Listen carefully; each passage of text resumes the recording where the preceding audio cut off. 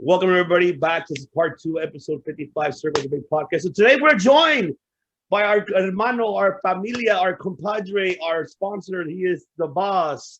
He is the man that provides you the best meet and greets and the best action figures and anywhere in SoCal. Of course, that is the Mr. Wrestling Guy himself, the Wrestling Guy store owner, CEO, David Gomez. What's going on, brother? How are you? Now, see, that's an intro right there. Of course, you gotta give the people what they want, and you're the one that gives the people what they want. I try. Signed it up with 4 kids. You talk about us? I know we're your 4 kids, bro. I mean, Chris, he'll be back next week. He's directing, making sure that you're getting ready to do another commercial. So okay, getting ready for that. But yes. Yeah. Let's jump on now with NXT, but I want to talk about the releases. And I'm curious to hear this. This was a lot, an unexpected one. We had about 1, 2, 3, 4, 5, 6, 7, 8, 9 of them. Actually, no, 8 of them. It's been 8.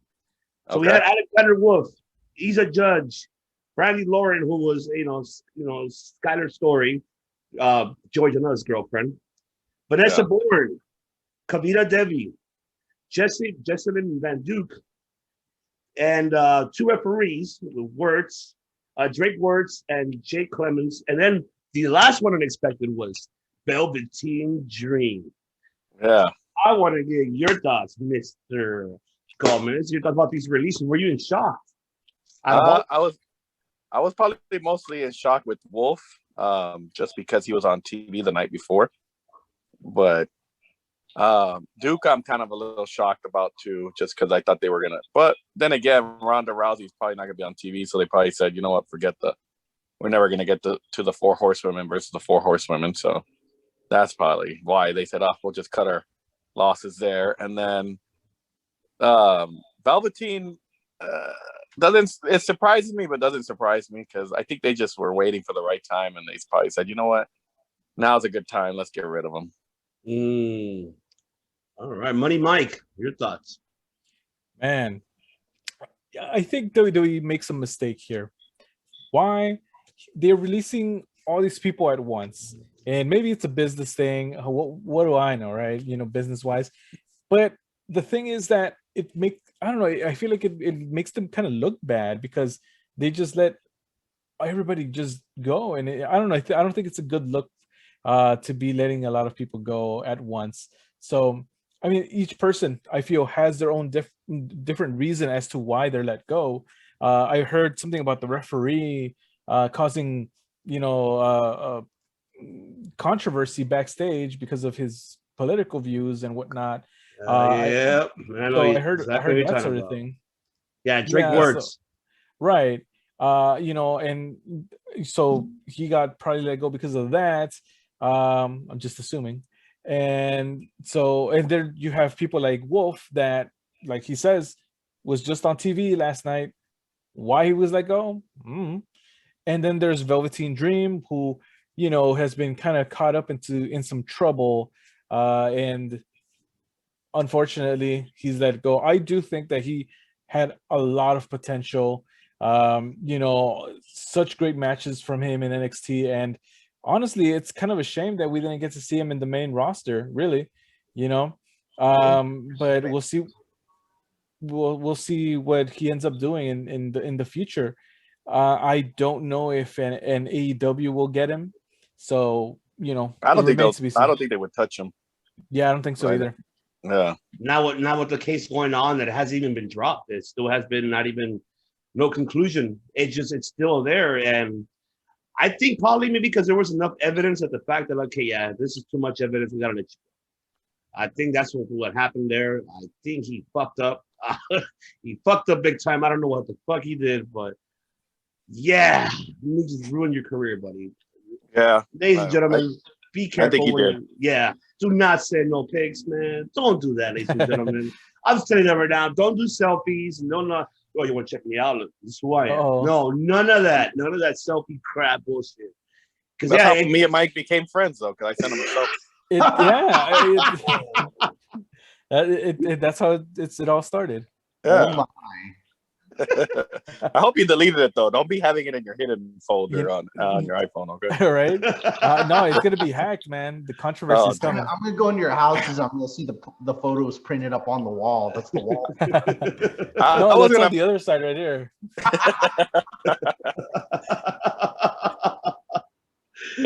Trust me, it's not. You don't need a lot of paper for it.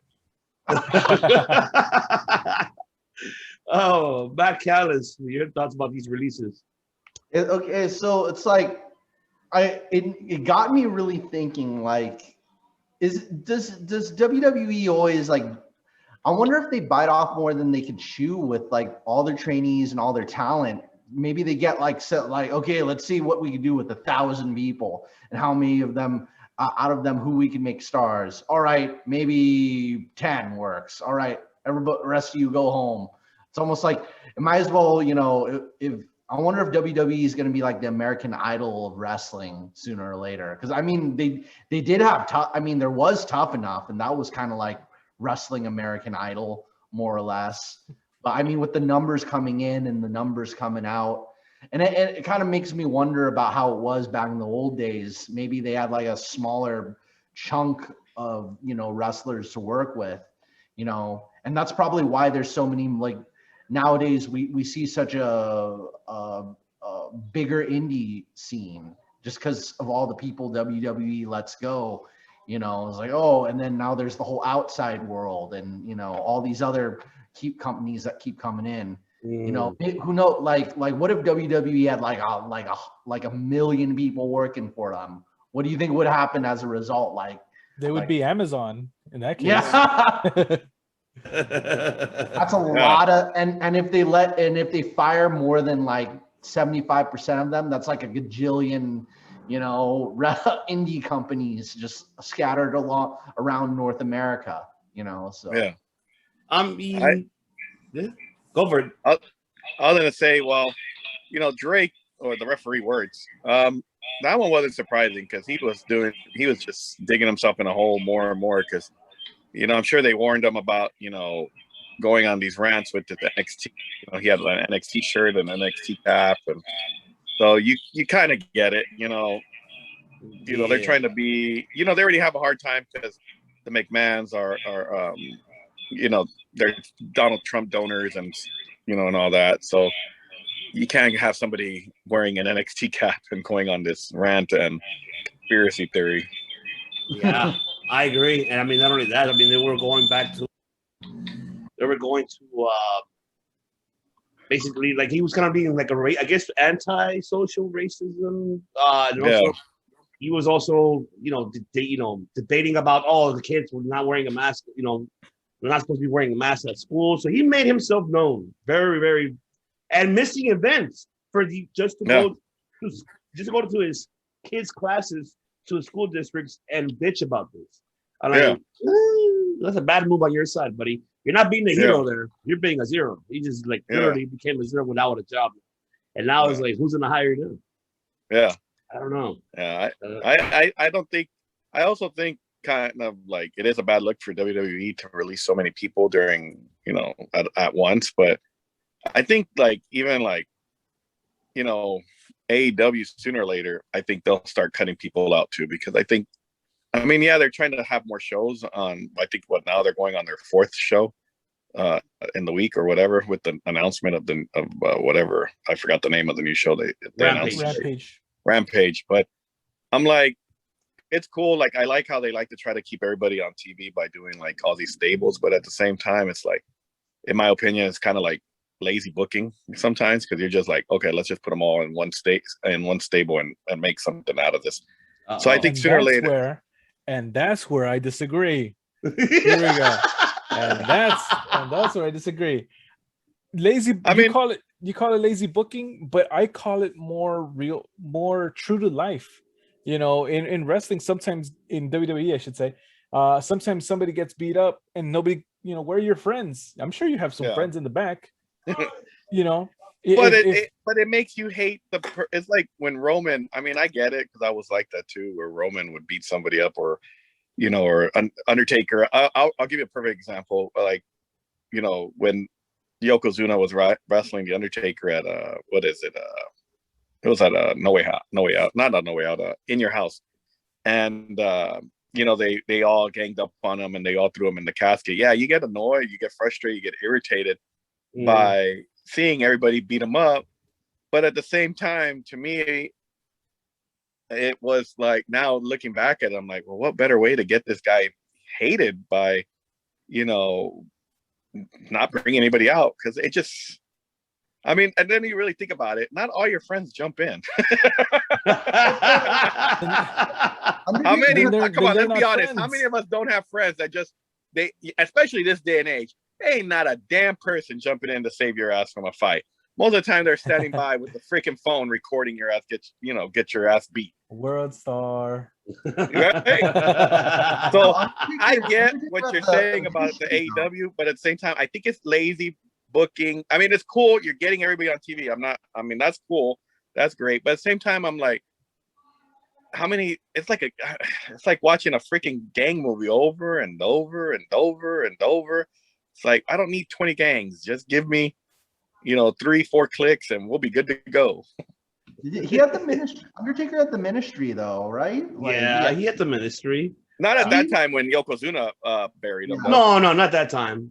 But I mean, you talk about the Attitude Era. So I mean, the Attitude Era, you did have clicks. You had DX, you had Nation, you had the ministry, you had the corporate, you had, Job Squad. Shit, you did have squads back in the days. So I get your point on that. Love and his whole group with Taker, Oh yeah, that was like I think golden era you're talking about. Yeah. But see, that's the problem I have is, and I know Mike's gonna hate me, but it's like you can tell the future already. No, I was gonna say, yeah, I know, right? But come on, we go back just what you said. Okay, the Attitude Era, we had all these stables, but it's like sometimes, we talk crap about Raw or SmackDown being the same show all the time, but let's look back at AEW and you'll see it's an Attitude Era repeat. It's like a Attitude Era recreation. I have a guest co-host coming in, so I hope you guys don't mind. No, that's all right. Yeah, it's like an Attitude Era. Like, it's like when Halloween gets like rebooted every time. I'm like, damn, man, like, Listen, when you recreate something, it could work out. I actually did like the new Halloween movie that they made. So yeah, actually, did you like Child's Play? No comment. Anyway, all right. See, that's Chucky, right? Is it Child's Play? Yeah. See, Child's Play wasn't a reboot; that was a recreation. So it's a different. No, that story, is a reboot. So. Yeah. Well, no, I'm saying, but it's a different story. I'm saying. They lost me when the drones came out. But anyhow, I digress. As far as Attitude Era rerun, I'm all for it because that was the greatest time. And we just finished talking about AEW in part 1. Yeah. Like, the moments that were even just in this past Wednesday night where it wasn't necessarily the most important show, but it was awesome to watch the segments and everything. For me personally, AEW is the best promotion on TV at this moment. Yeah. and let me just. It's like living, but I say it again. It's like we all criticize Hollywood for not being original, but yet we're cheering on AEW for not really being. Look, they just recreated Stone Cold's beer bath, and they did it exactly. They had the FTR trying to do the whole Vince McMahon slipping in the ring and Shane slipping in. Yeah, come on. It's like, okay, we saw that. Then we had the Young Bucks recreate Shawn Michaels. I'm sorry. I don't think they were recreating it. They were mocking it. Okay, mocking it. Then you have Jericho trying to do the Mankind. It's like, all right, I get it. The Attitude Era was great. It's good, but that's what I'm saying. The same. I think that's why we're hating so much on WWE. It's because, you want something original, but yet you turn around, you go to AEW, they're not giving you anything original. They're giving you a retelling or a recreation. So that's where I have sometimes the problem with AEW, a lot of the fans, because I'm like, you keep giving them you give AEW the pass, but you're not giving WWE a chance. I get it. I'm not saying Raw is great, because trust me, by no way in hell is it great. But I'll give you a perfect example.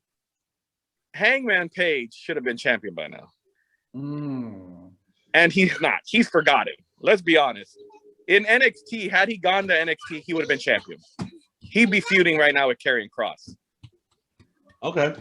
And you go to Kenny Omega. Omega's acting last week with what's his manager's name?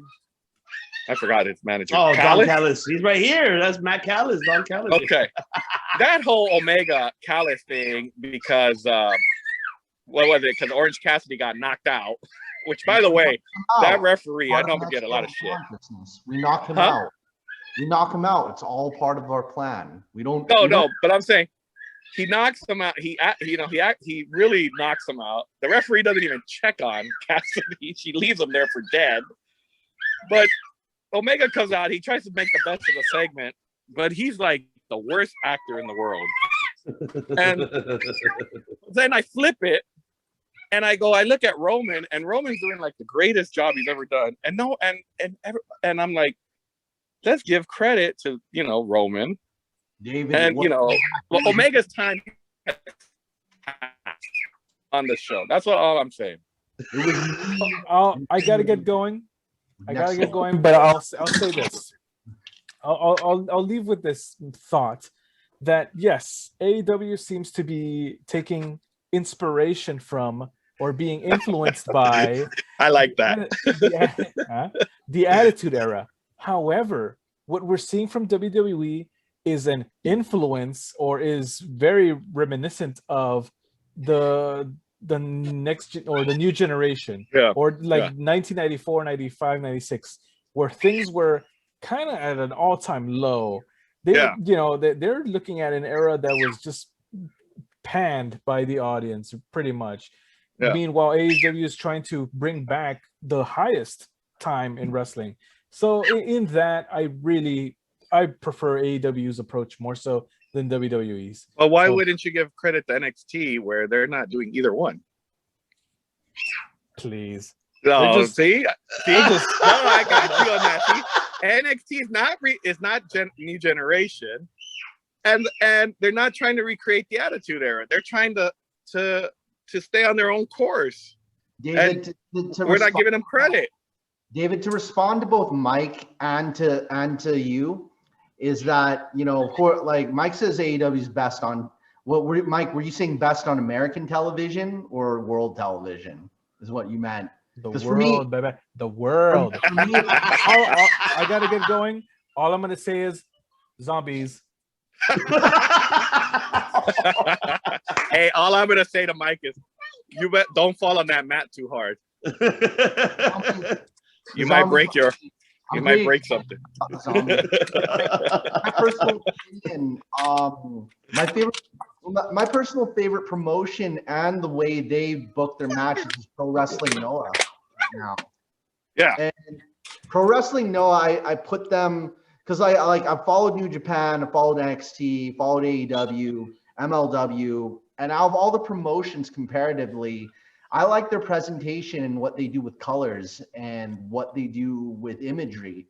Not just, because there's no real US to take from when there's no real, because they're over in Japan and they do have their American wrestlers that appear for them occasionally, but for the most part, you can't really taint their product more or less. They're kind of my favorite promotion right now, and which is why everyone should get a Wrestle Universe subscription and watch both DDT and Noah, rather than, because you could watch WWE for free on US television and AEW for free on US television. Yeah. But I highly recommend everybody get their Wrestle Universe subscription. But I'm just, I know Mike's not on, but I just like giving him a hard time. I know. No, I was just saying. Pro Wrestling Noah is better than anything WWE does right now. So above it, it's like I'd probably say WWE's.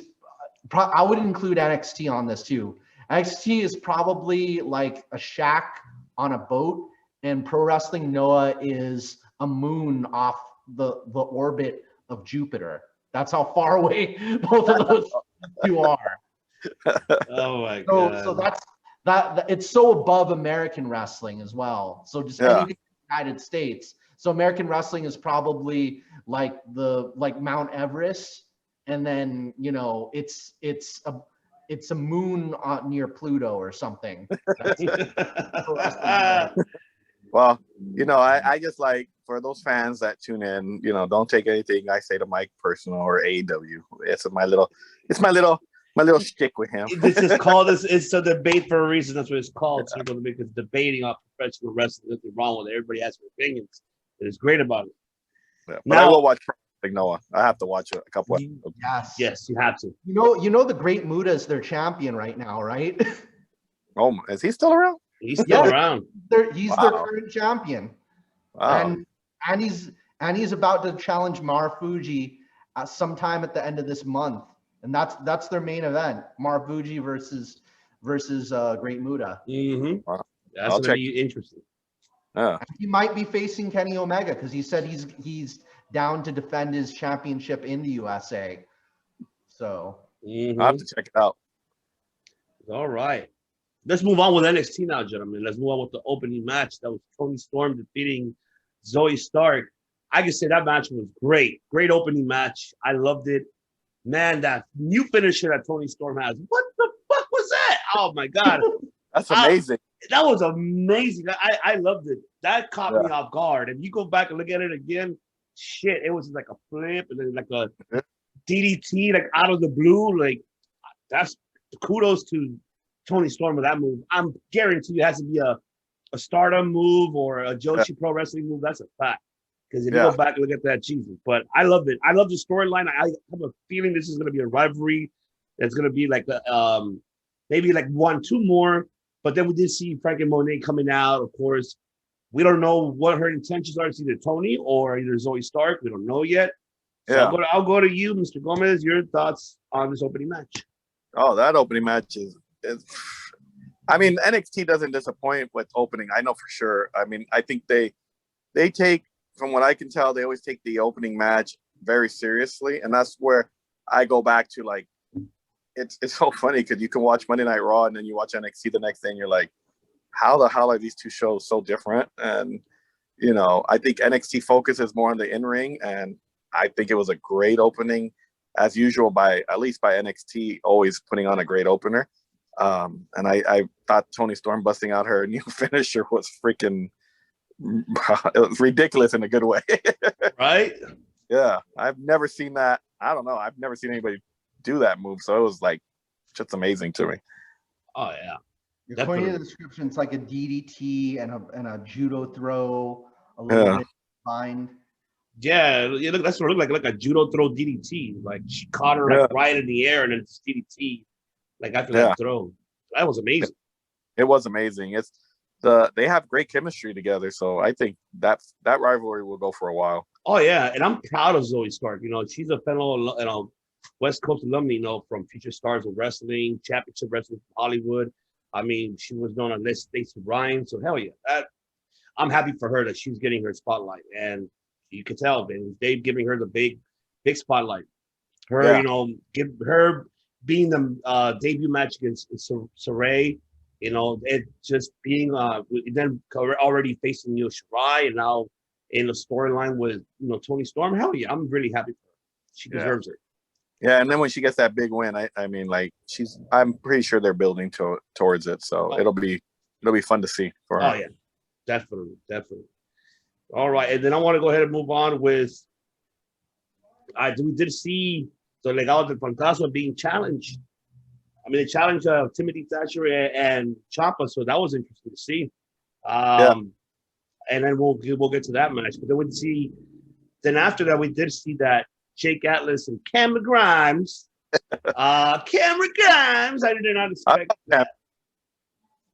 I love Cameron too, but I don't know where they're going with this gimmick. I mean, I get it with the whole $1 million gimmick, and then we did see he did lose the match against Jake Atlas, and because of Ted DiBiase coming out, making an appearance, then taking away his limo that he came in earlier.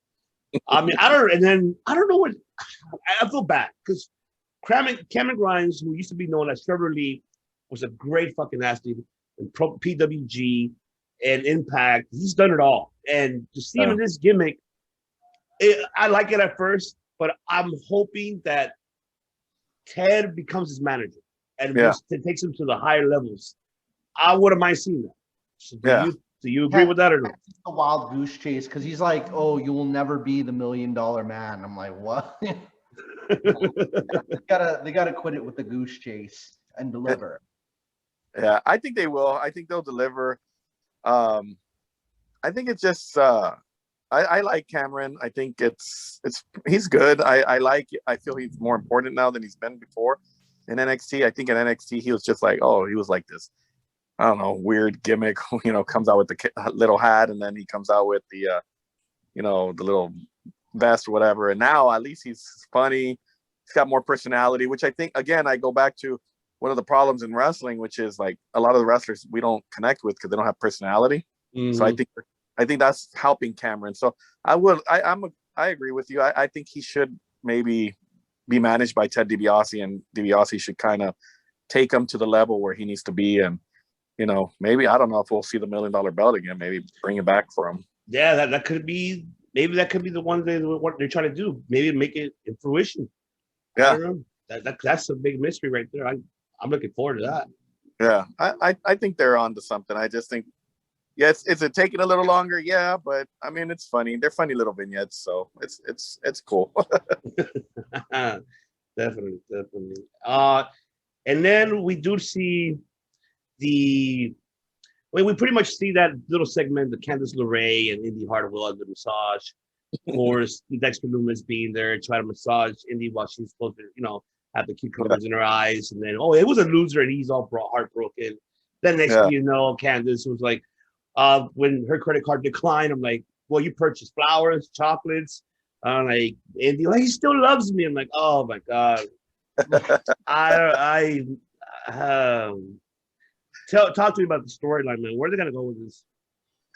I think right now, I don't know where they're going with it, but I think it's Indy and Dexter are just making it entertaining, I think. But I'm like you.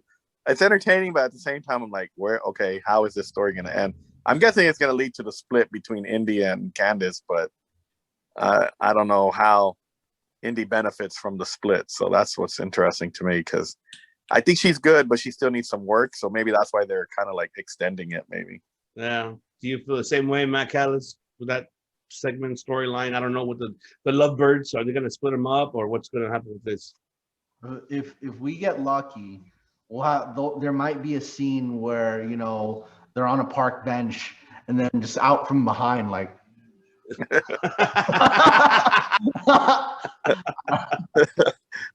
and then some leprechauns show up and go again.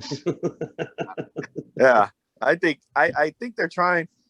I mean, at least Indy. I mean, because at first I was like, this girl's gonna be probably releasing the next NXT releases, and now she's at least there. And I think she's benefiting from Candice and Johnny. It's like Austin Theory. I think he's benefiting from it too. So I'm kind of. I mean, at least they're getting. I think the good thing for NXT, they figured out that like these guys need personality, and I think that's what they're finally finding. Yeah, I think with the assistance with Candice and Gargano, they're getting that, and they're getting more exposure with it. I'm not like I'm with the way. I actually love it. I'm not against it. Do you know the way? They really should get Ugandan Knuckles to join their faction. Yeah. I'm surprised they haven't. I was waiting for it. You know the way. Johnny should be Ugandan Knuckles or something. I was waiting for him to be the intro at the beginning of the song. Maybe a takeover. Must protect the queen. Right? Maybe a takeover. All right, I want to do this tag match now. The Legado de Fantasma getting the upset, a huge win against Timothy Thatcher and Ciampa because of the interference of the grisly young veterans. But I got to say, this match was very hard hitting. We did see, what's his name? Is it Humberto? I forgot. Is it Hector? Joaquin? No, not Joaquin. The other one. That's the one I always forget his name. I always forget his name too. I'm like, Jesus. but he got hit hard. Yeah, just that forearm that Ciampa gave him right in the face. He was bleeding a lot. They got to know what they coming into when they wrestle. Oh yeah, because those two don't play around. No, this was like a stiff tag match though. But I gotta give Legado their props, and I'm happy for them. They're getting their spotlight now. They're getting more recognition, and I'm happy for. I'm a fan of Legado because I like that the mentality, just like the character. It just needed. What won me over was before Takeover when they had that triple threat for the tag team belts. But now with this, I'm hoping they win the belts. You never know. Even though I love MSK, but this match overall kind of solidifies them to be a top contender for those tag belts and making the tag team seem better. So I don't know. What are your thoughts about Legado and Dacho and Ciampa match? What are your thoughts about that? I like it. I think if they lead towards I would like to see maybe like maybe a fatal four-way. I like Takeover because I think all four teams can really go. So it'd be interesting. I mean, I like Legado de Fantasma. I've been telling people that I think Escobar, if they moved all three of those guys up to the main roster, those guys are gonna succeed because Escobar's he kind of reminds me of which I think helped Alberto Del Rio, which was he's got that face that you just want to punch, and he's got money, so he's good looking, he's got money. He just had the whole gimmick, and I kind of see Escobar a little bit like that. Maybe not to the aristocrat as Del Rio was, but maybe more like I don't know. He's got that like mafioso look, and I think it'll get over on the main roster. He speaks English very well. All three of them speak English very well, so I think they have a bright future. So I would like to see them have a run with the tag titles and just see maybe even push Escobar to like the North American title and maybe have them carry all three titles for now. Yeah, I think we need to see La Raza there, bro. About time. That's the fact. You got to see. And I think Triple H and Shawn and the whole NXT crew, I think they know what to do more with La Raza. They did well with Andrade, they did well with Garza with the little bit of time he was there. All the even Carrillo, the little bit he was there, like they kind of know what to do with these guys that are coming in from Mexico and stuff. And I'm just surprised. I'm really a fan of Escobar, and I'm just a fan of Legado de Fantasma. I really am. Yeah, me too. They got a bright future. Oh yeah. Matt Callis, do you feel the same, or you beg to differ? It's like every time I see Tommaso Ciampa, I just wish he could wear that mask in the ring or have a version of it. Maybe they should make like a version of it that's like okay, that won't like hurt you if it's like solid steel, or make it like I don't know, like a lucha version of the mask he wears. I mean, like. He's a cool looking dude, but it would look cooler if he wore that mask in the ring. Who's that Marvel villain with a very similar mask, like Sinestro, or the dude who fights the Fantastic Four, like Dr. Doom. Yeah, like Dr. Doom. It's the Dr. Doom mask. Like that'll be badass. Like I'm excited when I see the mask. Then he takes it off. I'm like, oh. And then Legado del Fantasma, if I'm not mistaken, he also had because wasn't he the Phantom before in Mexico? So we could have the Phantom versus Doctor Doom. We could go all comic book on this. They could have a match. It could work. Yeah, it could definitely work. Now, I want to go very briefly now with Saray to be defeating Aaliyah. I don't know what. With this, I mean, Matt, I'm gonna forward it to Matt because I want to know what they're gonna do with her character development. I mean, so far she had 3 matches already in her, in NXT by far, I believe. Yeah, 3 matches. So I mean, it's she's looking great. I still feel that there's still a lot of work to do to get used to the American style for her because she's very more Yoshi Pro, very different style over there in Japan. But I want to see what kind of the character development they're gonna do with Saray. So I'm going to take it to you back, Matt. What do you think they're going to do with Saray in the near future with NXT? Like her character development, and just her overall. What do you think? What do you think they're gonna do? So I'm not saying this character-wise, but I'm saying moveset-wise. I would probably compare Saray to like, she'd be like a Joshi version of Jay White because of all the throws and power moves and the kicks and the brutality. It's like, I don't really see like the martial arts kicks like you see Asuka. You don't see the flying high flyer moves like Io Shirai. She's really like all about suplexes, throws, and all that stuff. Like she's a small girl who does power moves. So I don't know what we're gonna do personality wise, but her whole thing could be just like power moves. So maybe it might come to a head where they throw her up against another girl who's just known for her suplexes and power bombs and German suplexes and Northern Lights and all that arsenal, Fisherman Busters. And it could be, once again, I'm going to call back to this match, kind of like when we had Matt Riddle versus Adam Cole with all the throws and all the suplexes and, just battles of the suplexes, an opponent like that down the line. Mm-hmm. But she hasn't spoken on the microphone, so we really don't know quite yet. And I haven't really observed her character in Sendai Girls when she was in Japan. So, how would you book it, David? How would you book Saray? I'm kind of lost on her just because she comes off like you said, she has power moves and all that, but I think she's lacking the personality. So I think what helped Asuka and Kairi Sane and Io Shirai was they had some, I don't know, maybe a little more. They were, I don't want to say likable, but there's atmosphere. There's like a restaurant with atmosphere versus just a table with good food. Yeah. I mean, she's good in the ring, but I don't know. Like, she just hasn't. I don't know.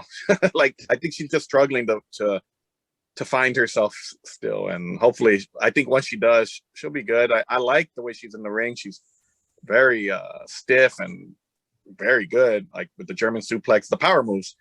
But yeah, I think I have to agree with him. I think they're going to have to find an opponent that she can go match power to power with and go from there. And maybe that'll help her, a little bit personality wise too. You know what? Like I came to this conclusion that like listing this, that because I know another wrestler, Ryo Mizunami, she's a power girl with a lot of moves in her arsenal, but she has like a personality to add on to it. She has like the comedy with the glasses, and she does a little bit of a dance, and she does this thing. She's got something memorable, other than just like a cool outfit. But she's got the light up glasses. She does a little bit of dancing, So that's that extra pizzazz that we're looking for. So who knows? Like maybe next week she comes out in an ice cream truck saying, "What's up, homies?" She needs something. She needs something, that's for sure. Yeah. And I mean, we'll have to wait and see. And then as well, other thing we've been seeing, this is like the third vignette by far we're seeing this Diamond Mine. We know it ain't Tessa Blanchard. It ain't her. It's not her. That's a fact. It's a male. We know that. It's just, I don't know who is this individual? We're seeing a lot of this UFC, MMA, more like type of promo vignette. Yeah. I'm going through the recent, the recent signees.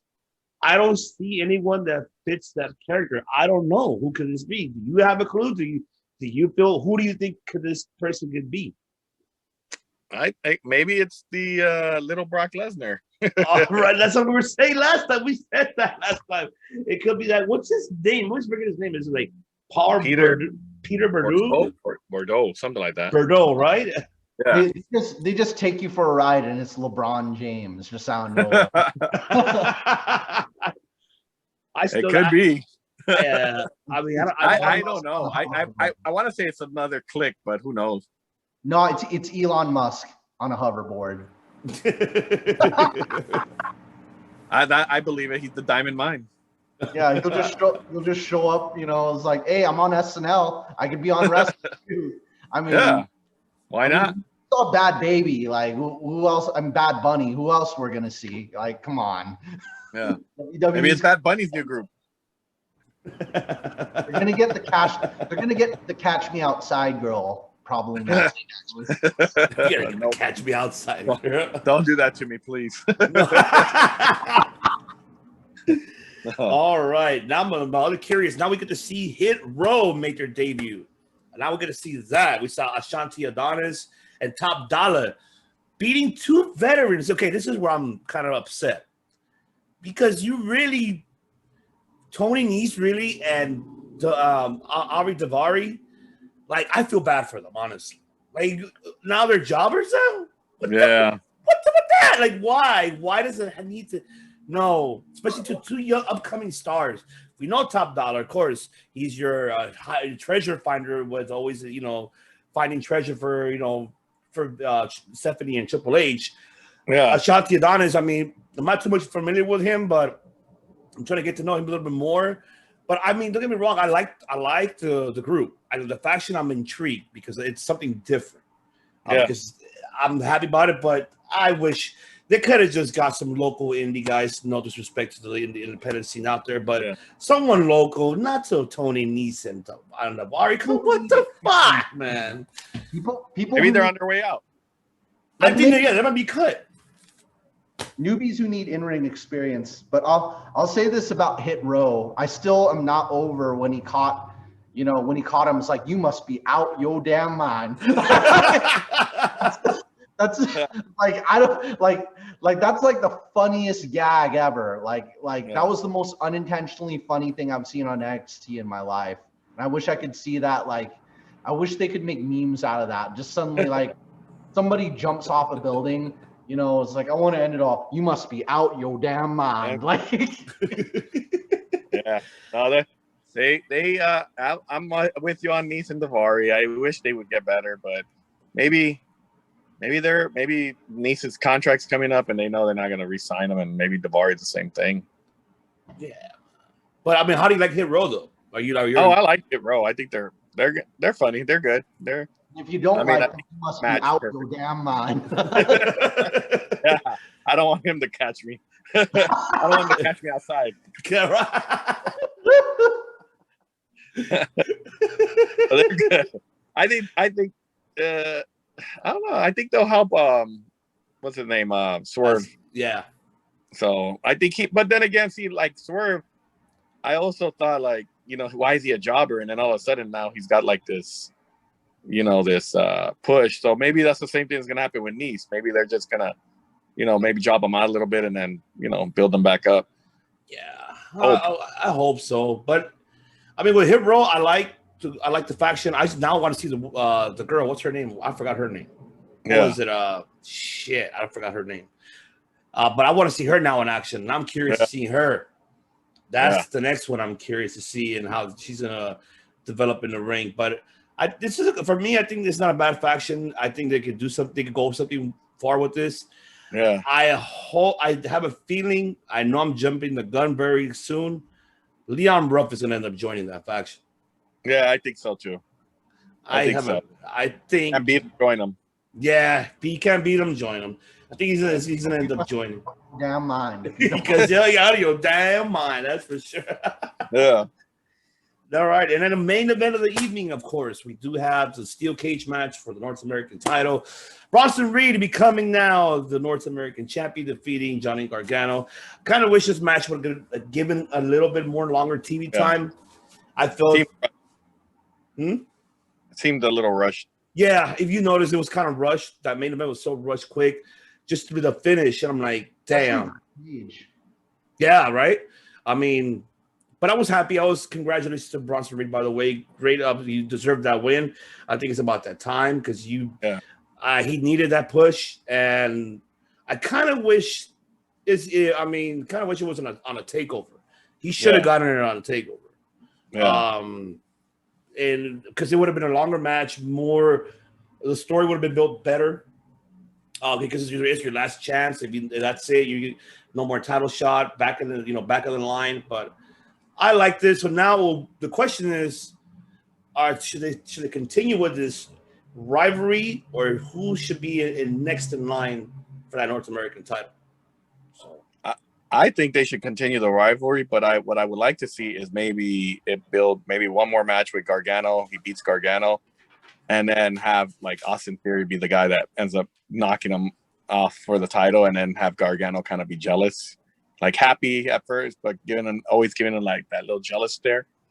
And because I was really hoping Austin Theory would be the guy that takes the title off Gargano, but I would like to see that. I think Theory would be interesting. I think that would be kind of interesting. So I think they'll continue for a while.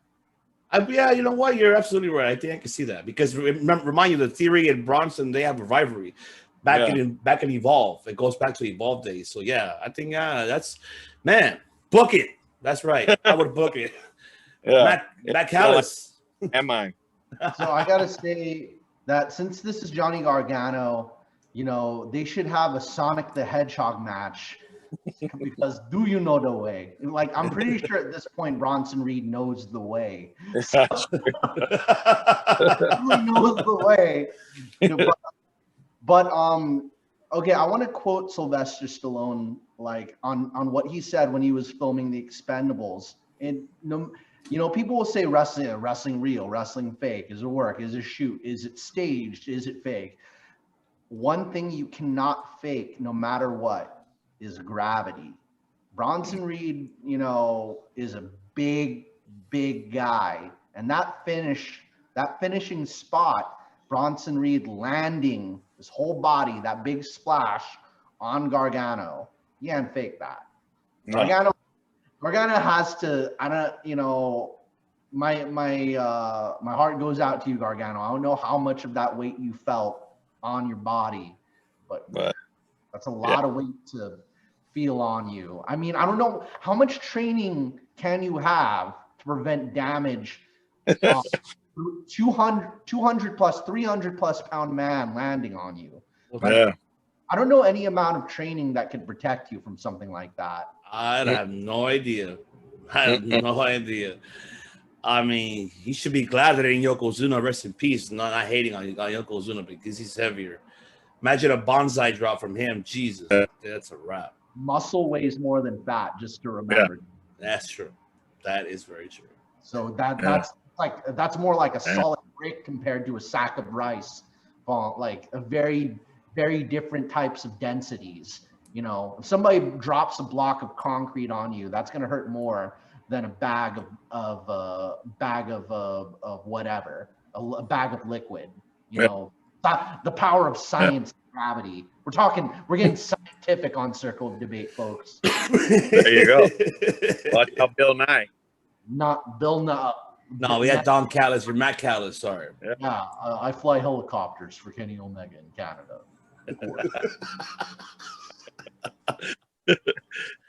That's what you get here in Circle of Debate. You get Matt Callis. There you go. The God of incest. There you go. By God, Circle of Debate. Well, and David, by God, Gomez. The God of professional wrestling merchandise stores. There you go. There you have it. There you go. I'll take it now.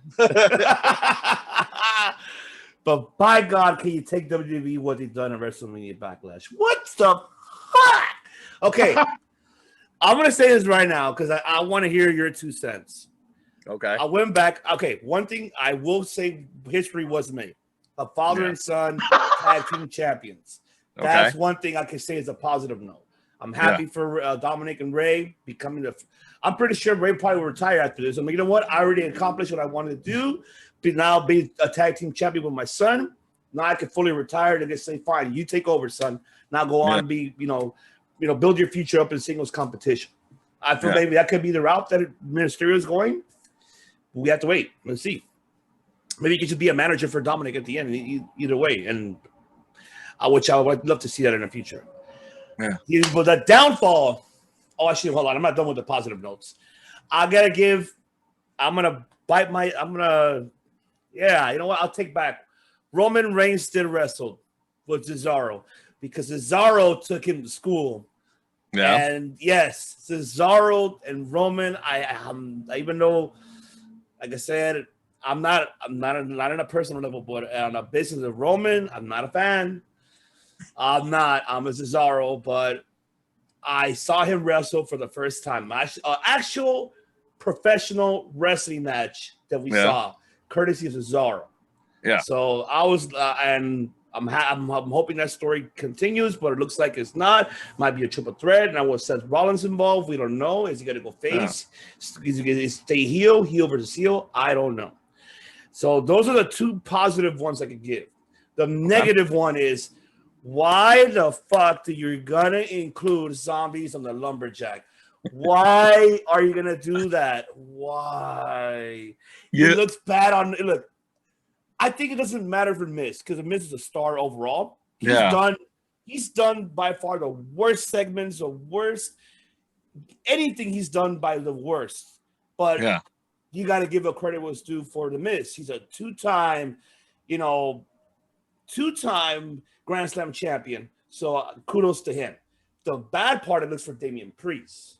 That's how I feel that it's bad for him. Yeah. Why would they do this type of PG bullshit of zombies as lumberjacks? Why, David? Why? I'm watching the show with you. I thought WrestleMania Backlash in general, if you take that match out, was a good pay-per-view. I was really shocked with the Bobby Lashley, Drew McIntyre, Braun Strowman. I thought the Charlotte and Asuka and Rhea was good. I thought Bianca and Bayley was good. So I thought all the matches were solid. And then I think Roman and Cesaro probably match of the week because they didn't really go outside. If you really look at it, they had an actual wrestling match. They only went outside for one table spot the whole paper. Yeah, the whole show. One time. Yeah. Mm-hmm. And besides that, it was all in ring. So that's why I think, like, if you're going based off of that, I think it was not perfect wrestling match, but it was the wrestling match of the week because it was an actual wrestling match. Again, thanks to Cesaro and Roman and Roman gets a lot of shit, but he was able to hang. He was going at it, and that to me tells me Cesaro is one of the best. You can't have a bad match with Cesaro. Never, ever in your life can have a bad match with Cesaro. Yeah. Hell no.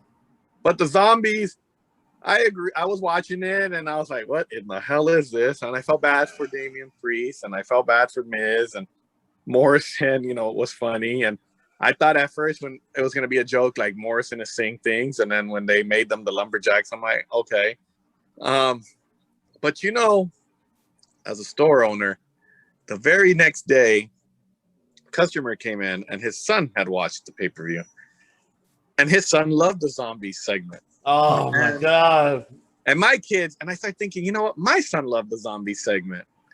So I think as wrestling fans, and I was telling this to Mike last time, earlier yesterday, I don't remember, but sometimes as wrestling fans, especially around our age, I think we forget that wrestling is also a family show, and we forget that you have to, the kids are watching, and I think that's what it was catered towards. I think of course they got a paycheck out of it. I'm not gonna say that. They got their paycheck from Netflix and Zack Snyder and Batista and everything else, but I think at the end of the day, it's a family show, it's a PG show, and I think as long as the kids liked it, that's what it comes down to. And I always tell everybody, like even with Mike, I know AEW. I think that's why so many people like AEW a lot, because you don't have to deal with the PG stuff. But at the end of the day, you don't have a John Cena over there, and John Cena made WWE a crap load of money, man. Yeah. I was actually just talking about that. I'll get to that in a minute. On my little yes thingy. Yeah. But Ivan, may I? Go ahead. I was going to ask you about the whole WrestleMania Backlash. All right. I'm going to quote 3 different people on this. So hold on. I gotta turn into Vince McMahon real quickly. I'm curious now. You see, we don't make wrestling. We make movies, pal. We make movies, huh? Like the little clip where he, So I think Vince McMahon is he's a little bit late for the Walking Dead train, if you know what I mean.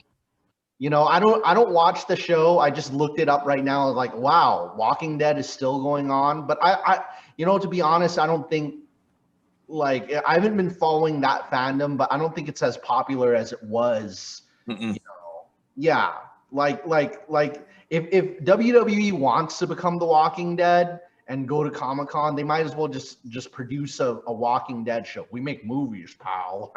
Well, don't forget that WWE didn't make action figure zombies, and they do make movies. They do make movies. So yes, I mean, and it wasn't bad. It was just they were promoting Batista's new movie, and I mean, would I have preferred as an older wrestling fan? I would have preferred it to be a backstage segment, but you know what? I don't know. I hate seeing wrestlers be lumberjacks sometimes, especially this day and age, because they're mostly, you go, oh, it's all the jobbers. And if you watch Raw Monday, how many people didn't think that, like, oh, it's all the jobbers? Here they come. You know? I'm gonna quote another person real quickly. I mean, it's like World War Z was like 2013, and then was it 28 days later? It's 2002. I mean, like, yeah, like WWE missed the zombie train, but I'll quote Jim Cornette on this. It was phony, it was hokey, it was silly, and it was downright stupid. Now I say like, but I don't have Jim Cornette's glasses though. It was phony. It was so, maybe the kids do love it. God damn. You know, that's what it was. It was, I think it was just catered more towards the kids, man. I think they figured out. And you know, that's why I say, you know, we forget that, you know, we were kids when we watched this, and when we watched it during the most phoniest crap. I guess when I was like 12 or 13, it was probably at its most sexual, and I had no idea. I was like, dang. I was like, yeah. I watched it when I started watching it. It was Hogan's era, King Kong Bundy, you know, Andre, and come on, you look at it. It was hokey, it was pokey, it was cheesy, it was everything at that time. And so I think Vince just hasn't grown out of it, and probably thought, "Oh, this is funny." And but again, the kids liked it. So, well, I mean, like Mike said it best early before he left. It was like, yeah, it's like the golden era, like how it is now, because it's. And not only that, here's the difference. I'm neutral. I love professional wrestling, period. I love everything. Yes, I do bash on WWE majority because there's certain things that I'm like, me as a fan, as an opinionator, I'm with you about NXT. NXT does focus more on the in-ring storytelling. AEW does too, but different ways. There's different content. So that's why I can't really compare them both. I love NXT more than the main roster because the only thing why, because the main roster is more like how Matt just said. We make movies, pal. That's what they do. It's just like they make more movies. But look at the ratings. Yeah, I know. I'm not hating on the ratings. It's the ratings because Vince spends that moolah. Well, not only that, but if you really look at it, who do kids connect with more? You know, they're gonna watch the main roster more. Cause they. One thing I give Vince McMahon credit for is when he wants to develop a character and he believes in that character, he will, you know, he's gonna invest the money in that character, and he's gonna make sure kids remember them. Cartoon show and all that. So okay, so what you kind of missed out on this when I was talking about earlier, David. This is part of like. I did a little connection segment, kind of connecting the past and the future. Mm-hmm. You know, because they say that history doesn't repeat itself; it rhymes. Yeah. So AEW moved, like you. Of course, you mentioned earlier, AEW is having a show on TBS. Right. You know, on that channel, and now I'll bring it back. But you tell them. Go ahead. Yeah. John Cena has a show on TBS called Wipeout. Yeah.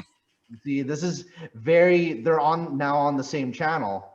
Now let's go back in time. Hulk Hogan had Thunder in Paradise on TNT. Yeah. On the same television lot. So, you know, and crowds are coming back.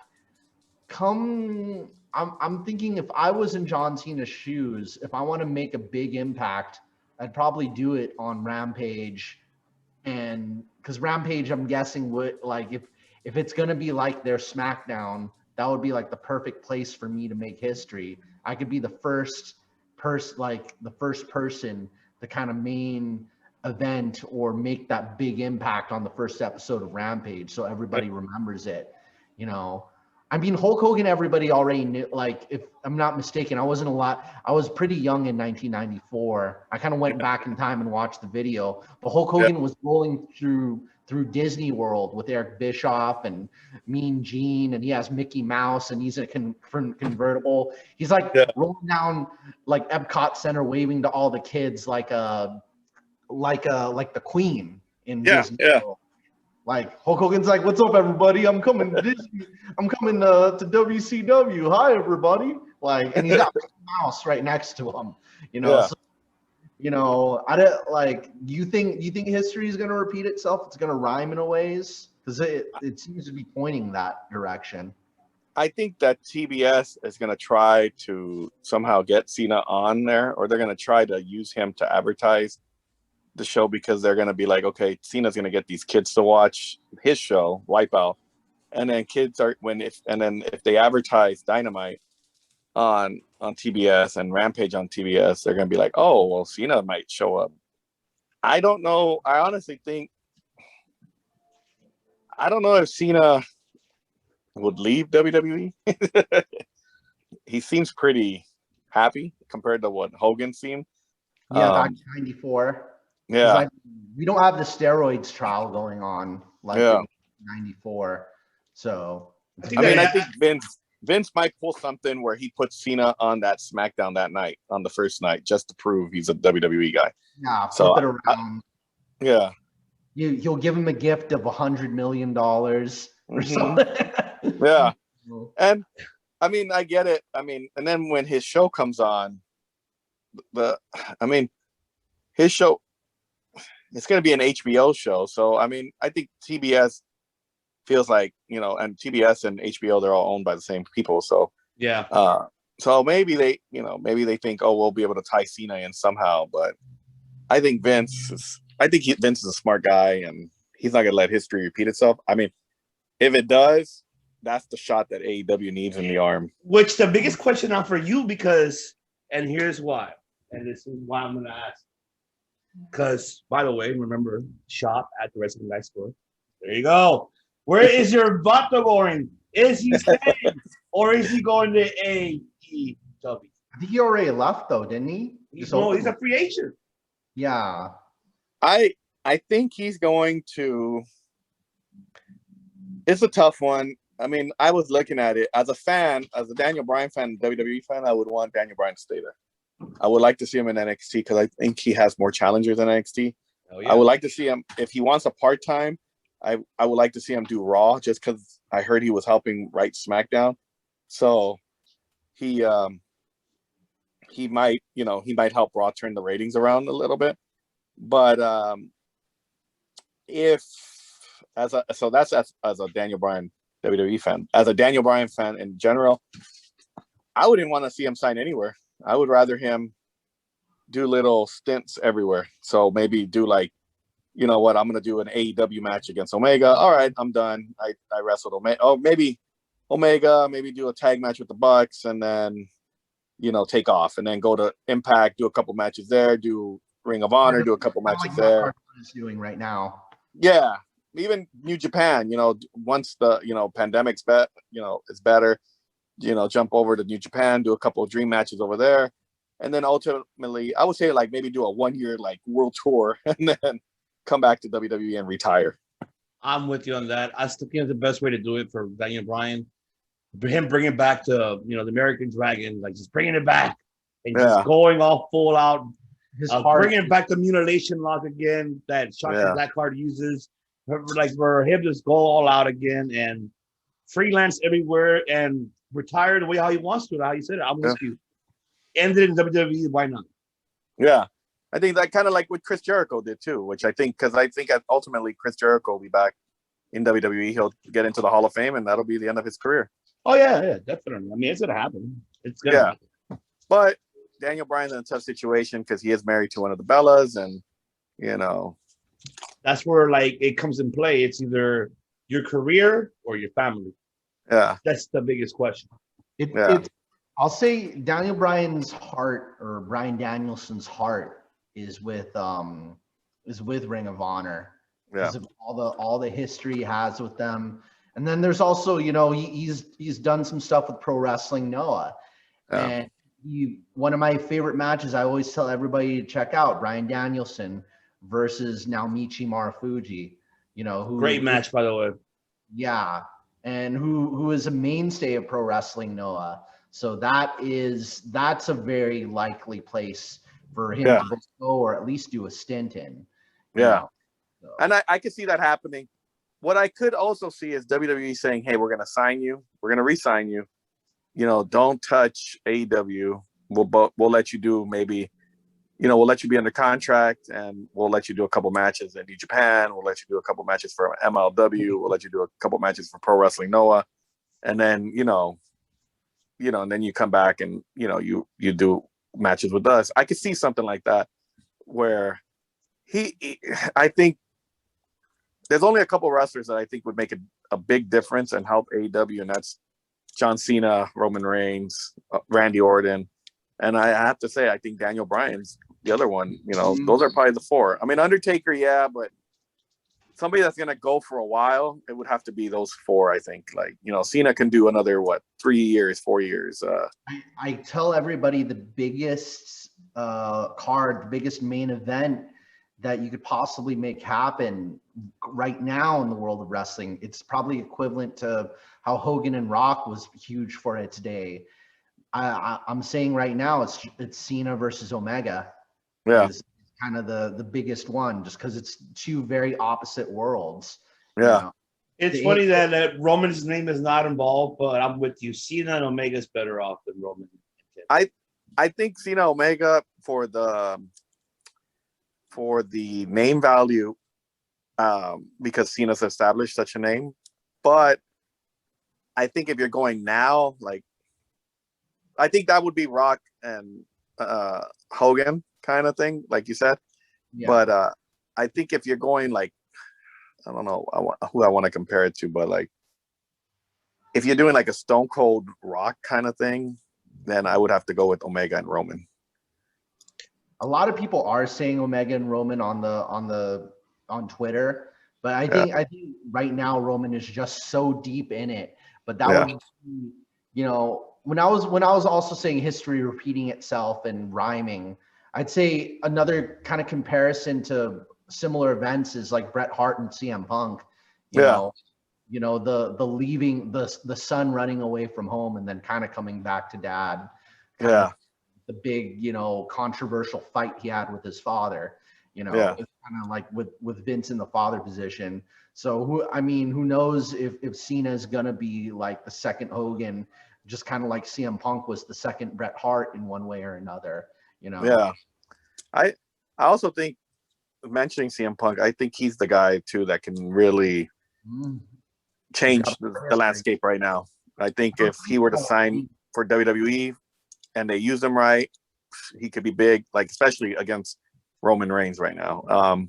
But if he were to end up in AEW and he's in a feud with Omega, that would be big for AEW. So I think it's weird, but yeah, I like the fact that both are champions. I just feel like I wish they would have made Omega champion. He should have been the first champion in my eyes. I think what I'm not sure if CM Punk wants to be in the same building as Colt Cabana though, because they kind of have their, they don't like each other. They suit each other. So yeah. I don't think that. I think they have a restraining order between each other. I don't know. I think the second Colt Cabana showed up in Chicago, that I knew CM Punk wasn't going to come. Yeah. But New Japan, CM Punk could still go to New Japan. That's the other thing. So I think the big money for CM Punk, honestly, and I think he said it before, would be WWE would be the big money. big match. Even though there's a lot of dream matches everywhere, New Japan, Ring of Honor, Impact, if they end up signing Samoa Joe, whatever, or whoever signs Samoa Joe. But I think the big money is in WWE, because I think that storyline with Triple H needs to be fulfilled. And I think he has a good storyline there. And I honestly think he could put in a really good feud with Roman Reigns, a WrestleMania caliber match, actually, with Roman Reigns. I can see that. I can definitely see that. I mean, and he can retire off those 2 matches, honestly. I think that's all he needs. Just pay him 2 big bucks, let him retire, or at least 1 mini title run or something. I don't know. It doesn't matter. I think he just wants that WrestleMania main event, and that's what I'm saying. If you do like a semi-main event this year in Texas against Triple H, or even he wants the headline. He wants to be the last, the main one. Give him that bucket list, and then let's do SummerSlam with him and Triple H, and then do WrestleMania with him and Roman. Yeah. Roman needs you have to do something to keep Roman relevant, because I heard The Rock won't do the match until they're in LA. So that's like 2 years from now. That's what I'm thinking. So why not give him CM Punk? And I'm sure Punk doesn't mind putting him over. Yeah. So that's always going to be the big question now. Roman Reigns is 8 years younger than John Cena. So I mean, in the wrestling world, 1 year of body damage is a lot more. It's a lot longer in wear and tear. Mm-hmm. Yeah. I mean, we have to wait and see what they're gonna do, especially right now with WWE. I mean, yes, I know they're PG and all they're everything else, but remind everybody here that the comparison with AEW and WWE is not. You can't really be done much. The issue is WWE is a public trading company. They have investors. They have to be what they need to do. PG era, they need to do that for their, for their investors and for the product, because their marketing is better than AEW when it comes to marketing stuff. Yeah. AEW is a private owned company. It's a mom and pop shop. They can do the fuck what they want. If they want to go ahead and attract TV 14 and above, they're doing it. So it's different. It's a different concept. I can't bash WWE too much as I try not to, but it's just tough. I mean, as a wrestling fan, I come on. I'm a hard by WWE because I grew up with WWE. But but it's hard. It's hard to see them, what are you doing to my boys? Like, there's so many upcoming stars there that it's unbelievable that how it is right now. But we'll have to wait to see the outcome, and then we have to wait to see who's next for Roman after this. Who's next for Bobby Lashley? Because I think Drew again. No, that's it. I think they should stop, because Drew McIntyre, you're gonna ruin him already. Yeah. That I think put a pause on him. I think let him feud with somebody else.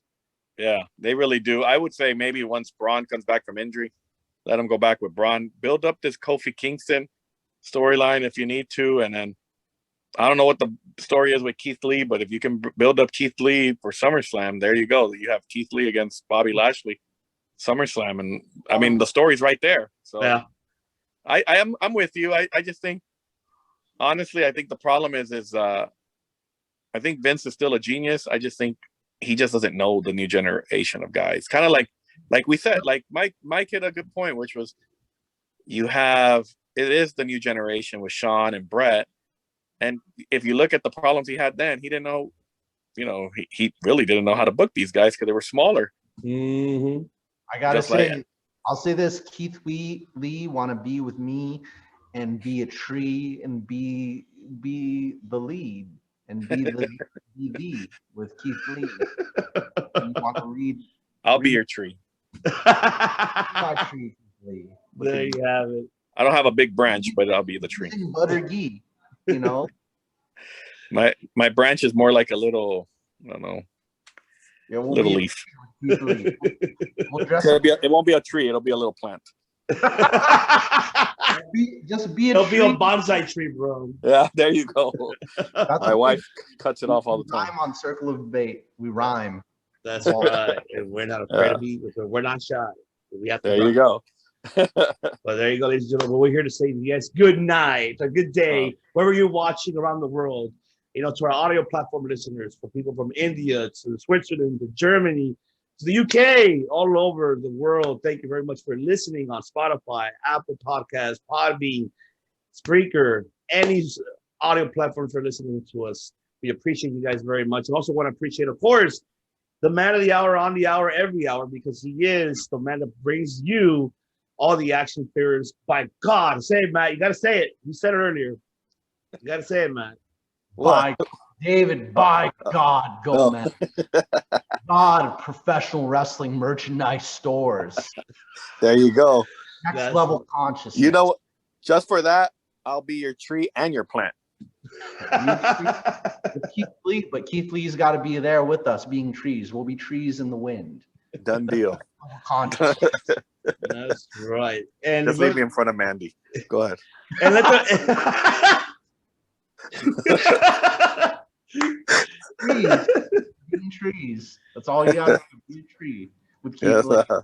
It'll be hard, but no. It'll be hard, but it'll be hard. Yeah, it'll be hard. You caught the innuendo. It's a great song by Queen, Innuendo. Yeah. Yeah. There you go. David, let them know what is coming up for the meet and greets at the Wrestling Guys Store. Let the viewers, subscribers, and the audience, and listening to platforms all over Southern California, let them know what is coming up. What's coming up for the Wrestling Guys Store? We have a Lunder Blaze coming in on Saturday, the 22nd. Jeez, I'm lost on dates. And then we have Alex Gracia coming in on the Pink Dream coming in on May 29th. That is right. Those are the two, but stay tuned. Make sure you subscribe, follow the Wrestling Guys Store at the social media platforms. Obviously, the website below, description to get upcoming meet and greets. Yes. There's a lot more coming. We will be, MC. You'll be there. We'll be guest hosting. Yes. We did I hope we did you proud with Andrade. Yes, you did. And we didn't get arrested, so that's good. There you go. See, we didn't get arrested. We did a great job. And, it's true. And it's damn true because he's the one coming up pretty soon. Stay tuned for that. We'll be guest hosting for that. Keeping all of you guys, the crowd who are gonna be there, just giving up, doing trivia, giving out prizes, just like how we did with Andrade, because that was a great one. Everybody enjoyed it very much. We cannot wait to do it. And Matt, you gotta be there, and you gotta bring it. You owe David a hat now because of yes.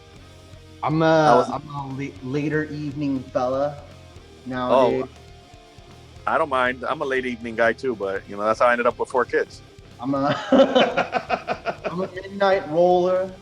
They say, midnight toker, midnight smoker, joker. I'll midnight anything with you. Yeah, the Midnight Express. There you go. Right. That's my nickname too. Yeah. Midnight Cowboy. Like some restaurants are best after midnight, Yeah.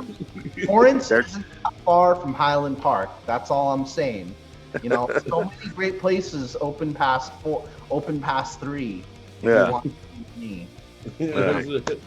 That's what happens to your circle. Be a tree.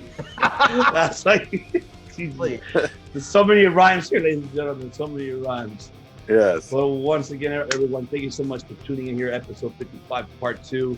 Just want to go to thank David for joining us, and he'll be joining us. He'll be joining us more often, especially Mike can barely do WWE, so I think we do always want another co-host to talk to the viewers, to subscribers about WWE, because he'll know more than I will, and I love to debate with him more, and Matt too.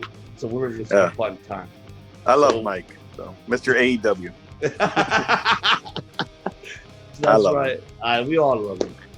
Chris too. He's another AEW. He doesn't watch WWE. He does. I don't blame him sometimes. AEW is the gateway drug to pro wrestling, to Japan. If anything, it's like like AEW would be like weed, and then Japanese pro wrestling is like all the hard drugs. That's like pro wrestling knows like heroin and cocaine. WWE's like Pepsi. Yeah. Root beer. AEW, Mr. P. It's the bubblegum cigarettes. Oh my God! Yes, it is like the bubblegum cigarettes. Like DDT and Dragon Gate are like are like crystal meth and what else? Some horse tranquilizers? I don't do drugs, man.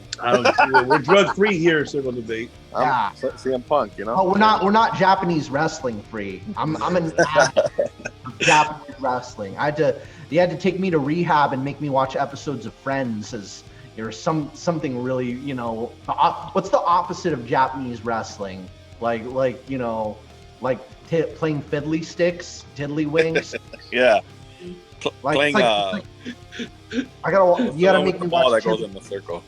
That's like nicotine gum of Japanese wrestling is tiddlywinks. There you go. There you go. Tetherball.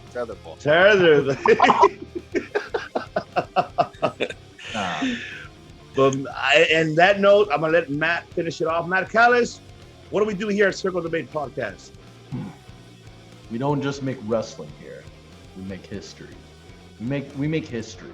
You know. Oh, you messed it up. No, it's supposed to be we don't just do podcasts. No, I was gonna add more about me. Go ahead. And the god of professional wrestling, Kenny Omega, and how I work with them. You see, Don Callis, it's all part of that next level consciousness that we're all part of. I pilot helicopters. Anything's possible. We're gods amongst insects. God of podcasts. We don't just make podcasts. We make history. And there you have it.